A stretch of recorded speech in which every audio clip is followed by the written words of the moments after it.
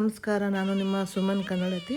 ನೋಡಿ, ಇದು ನಮ್ಮ ಮನೆ ದೇವರಾದಂತಹ ದ್ರೋಣ ಮುನೇಶ್ವರ ಸ್ವಾಮಿಯ ಒಂದು ಪುಟ್ಟ ಸನ್ನಿಧಿ.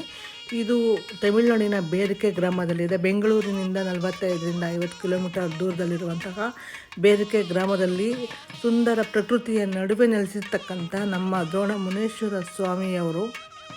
ಬಹಳ ವರ್ಷಗಳಿಂದ ನಾವು ಈ ದೇವರಿಗೆ ನಡ್ಕೊಳ್ತೀವಿ. ಮನೆಗೆ ಮತ್ತು ಮನಸ್ಸಿಗೆ ಶಾಂತಿ ನೆಮ್ಮದಿ ದೊರಕಬೇಕಂದ್ರೆ ತಿಂಗಳಿಗೊಮ್ಮೆ ಆದರೂ ಮನೆ ದೇವರಿಗೆ ನಡ್ಕೋಬೇಕು ಅಂತ ಹೇಳ್ತಾರೆ. ನೋಡಿ ಫ್ರೆಂಡ್ಸ್, ಇದು ದೇವಸ್ಥಾನದ ಹಿಂಭಾಗದಲ್ಲಿರುವಂತಹ ಒಂದು ಕೊಳ ಅಂತಲೇ ಹೇಳ್ಬೋದು. ಯಾಕಂದರೆ ಇದು ಬಂಡೆಗಳ ಮಧ್ಯೆ ನೀರು ನಿಂತಿರುತ್ತೆ, ಸದಾಕಾಲ ನೀರು ನಿಂತಿರುತ್ತೆ. ಬಟ್ ಈ ನೀರು ಎಲ್ಲಿಂದ ಬರುತ್ತೆ, ಹೇಗೆ ಬರುತ್ತೆ ಅಂತ ಇದುವರೆಗೂ ಗೊತ್ತಿಲ್ಲ, ಮತ್ತು ಯಾವತ್ತೂ ಬತ್ತೋದೇ ಇಲ್ಲ ಈ ನೀರು. ನೋಡಿ, ಹಾಗೆ ಇದು ನಮ್ಮ ಮುನೇಶ್ವರ ಸ್ವಾಮಿಯವರು. ಪೂಜೆ ಮಾಡಿಸ್ಕೊಂಡು ಹೋಗೋಣ ಅಂತ ಬಂದ್ವಿ. ನೋಡಿ, ತುಂಬ ಒಂದು ಶಕ್ತಿಯುತವಾದಂತಹ ದೇವರು. ನಮ್ಗೆ ಇಲ್ಲಿ ಬಂದು ಹೋದರೆ ಮಾತ್ರ ತುಂಬ ಮನಸ್ಸಿಗೆ ಶಾಂತಿ ನೆಮ್ಮದಿ ದೊರೆಯುತ್ತೆ. ನಮಗೆ ತುಂಬಾ ಖುಷಿ ಆಗುತ್ತೆ ಇಲ್ಲಿಗೆ ಬಂದು ಹೋದರೆ.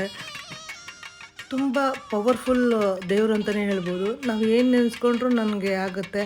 ಸೊ ಹಾಗಾಗಿ ಈ ದೇವರಿಗೆ ನಾವು ಸದಾ ನಡ್ಕೊಳ್ತೀವಿ.